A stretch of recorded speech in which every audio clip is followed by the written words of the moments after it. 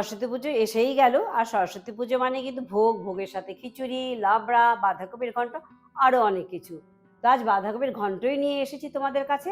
তো চলো ভিডিওটা এখান থেকেই শুরু করছি। অনেক টিপস কিন্তু শেয়ার করবো, তাই ভিডিওটি শেষ অবধি দেখো। কিন্তু ভালো করে কুচোনো না হলে কিন্তু ঘন্ট খেতে স্বাদ হয় না। তাই তোমরা চাইলে ছুরির সাহায্যেও কুচোতে পারো, আবার গ্রেটারও ইউজ করতে পারো, আবার চাইলে ফুড প্রসেসরও ইউজ করতে পারো। আমি কিন্তু আজ ফুড প্রসেসরে এই বাঁধাকপি কিন্তু কুচিয়েছি। তো তোমাদেরকে 3টা অপশন দিলাম, যেটা সুবিধা হবে সেভাবে তোমরা কেটে নিও। এখানে 500 গ্রাম বাঁধাকপি আমি ভালো করে কুচিয়ে নিয়েছি। দেখতে হবে বাঁধাকপিটা যেন ভালো করে কুচোনো হয়। রান্নাটা করব সর্ষের তেলে, তাই প্রথমে 2 টেবিল চামচ সর্ষের তেল ভালো করে গরম করে নিচ্ছি। তোমরা চাইলে সাদা তেলেও কিন্তু করতে পারো। একটি শুকনো লঙ্কা দিয়ে দিচ্ছি ফোড়নে।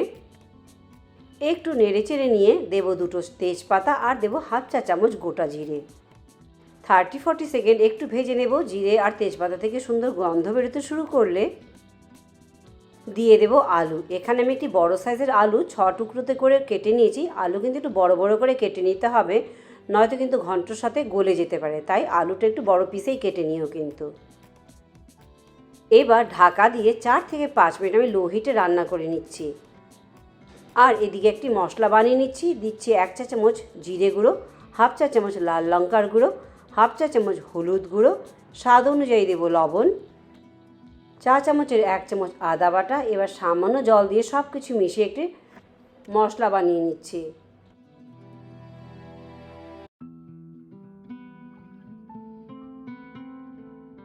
তোমরা আমার ভিডিওটি ফেসবুক পেজ থেকে দেখে থাকলে পেজটি লাইক করে চ্যানেলটি সাবস্ক্রাইব করে দেওয়ার কিন্তু অনুরোধ রইল। মশলা বানানো হয়ে গেছে, এবার ঢাকা খুলে আলু একটু নাড়াচাড়া করে নিচ্ছি। এতে কিন্তু আলুর গায়ে একটু সুন্দর টেক্সচার এসে যাচ্ছে। এবার যে বানিয়ে রেখেছি মশলা, সেটা এবার এতে দিয়ে দিচ্ছি। এবার ঢাকা ছাড়াই কিন্তু গ্যাসের আঁচ লো টু মিডিয়াম রেখে আলুর সাথে মশলা ভালো করে কষিয়ে নেব।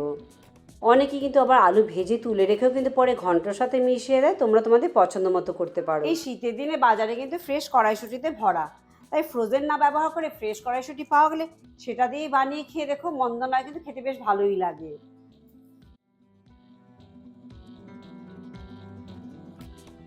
মশলা মোটামুটি কষানো হয়ে গেছে। এবার এখানে কড়াইশুঁটি দিয়ে দিচ্ছি।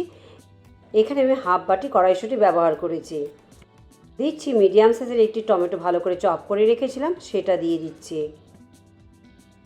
এবার সব কিছু ভালোভাবে মিশিয়ে ঢাকা দিয়ে কিন্তু 3 থেকে 4 মিনিট রান্না করে নেব। এতে টমেটোটা ভালোভাবে কিন্তু নরম হয়ে যাবে। এবার ঢাকা খুলে সব কিছু মিশিয়ে সেই কুচিয়ে রাখা বাঁধাকপি কিন্তু আমাদেরকে দিয়ে দিতে হবে। অনেক সময় বাঁধাকপি যদি ফ্রেশ না হয়ে থাকে তবে কিন্তু কুচিয়ে একটু ভাপ দিয়েও নিতে পারো তোমরা, যেটা হালকা স্টিম দিয়ে নিতে পারো। এবার সব কিছু মিশিয়ে আমাদেরকে তারপর কিন্তু ঢাকা দিয়ে রান্না করতে হবে, যতক্ষণ না পর্যন্ত বাঁধাকপি ভালোভাবে সেদ্ধ হয়ে নরম হয়ে আসে। আর গ্যাসের আঁচ কিন্তু মিডিয়াম টু লোতে রেখেই কিন্তু রান্না করতে হবে। এই বাঁধাকপির ঘন্টে কিন্তু কোনো জল ব্যবহার করা হয় না। হাই হিটে রান্না করলে ময়েশ্চারটি শুকিয়ে গিয়ে কিন্তু বাঁধাকপির ঘন্ট লেগে যাবে নিচে, আর বাঁধাকপি কিন্তু ভালোভাবে সেদ্ধ হবে না। তাই আমরা লো টু মিডিয়াম হিটেই কিন্তু রান্না করব, আর মাঝে মাঝে ঢাকা খুলে কিন্তু একটু নেড়ে দিতে হবে। রান্নার সময় ডিপেন্ড করছে বাঁধাকপি কতটা বড় বড় করে কাটা হয়েছে আর বাঁধাকপি কতটা ফ্রেশ। 15 থেকে 17 মিনিটে কিন্তু বাঁধাকপির ঘন্ট কিন্তু রান্না হয়ে যাবে। যখন বাঁধাকপি আর আলু পুরোপুরি সেদ্ধ হয়ে যাবে আর পুরো ঘন্ট এক জায়গায় এসে যাবে, বুঝতে পারবে আমাদের ঘন্ট কিন্তু রেডি হয়ে এসেছে প্রায়। এই পর্যায়ে দিয়ে দিচ্ছি 3 টেবিল চামচ কুড়িয়ে রাখা নারকেল আর স্বাদ অনুযায়ী চিনি। নারকেলে কিন্তু সামান্য মিষ্টি ভাব এসে যাবে, তাই চিনির পরিমাণটা একটু কম দিতে হবে। যদি নারকেল থেকে না থাকে, নারকেল ছাড়াও কিন্তু তোমরা রান্না করতে পারবে। সেই পর্যায়ে কিন্তু চিনির পরিমাণটা একটু বেশি দিতে হবে তোমাদের। এবার কিন্তু ঢাকা ছাড়াই সব কিছু ভালোই মিশিয়ে আরও একটু সময় রান্না করব। দেব এতে 2টো চিড়ে রাখা কাঁচা লঙ্কা। দিয়ে গ্যাসের আঁচ মিডিয়াম টু লো রেখে আবারও সব কিছু ভালো করে মিশিয়ে নিচ্ছি একবার। চেক করে নিও ভালোভাবে আলু সেদ্ধ হয়েছে কিনা। এখানে কিন্তু আলু ভালোভাবে সেদ্ধ হয়ে গেছে, রান্না হয়ে এসেছে। এবারেতে দিয়ে দিচ্ছি 1 চা চামচ ঘি আর হাফ চা চামচ গরম মশলা। রান্না করতে পারলে তো পুরো ঘর একদম সরস্বতী পূজার গন্ধ নিয়ে এসছে, মিস ভোগের গন্ধ।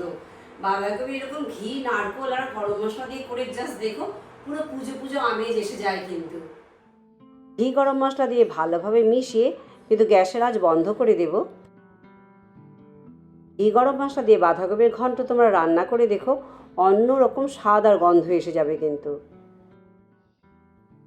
তোমরা এরকম নারকোল দিয়ে বাঁধাকপি ঘন্ট বানিয়ে খেয়ে জানিও তোমাদের কেমন লাগলো। আর কি দিয়ে খাচ্ছ, খিচুড়ি দিয়ে না লুচি দিয়ে? এবার পরিবেশন করবার পালা। তাই এবার সরস্বতী পুজোতে নারকোল দিয়ে বাঁধাকপির ঘন্ট বানিয়ে খেয়ে দেখো। তা আজ ভিডিও আমি এখানেই শেষ করছি। লাইক, শেয়ার, সাবস্ক্রাইব করতে একদম ভুলো না। পরে আবার অন্য কোনো ভিডিও নিয়ে তোমাদের কাছে চলে আসবো। সবাই ভালো থেকো, চলো বাই বাই।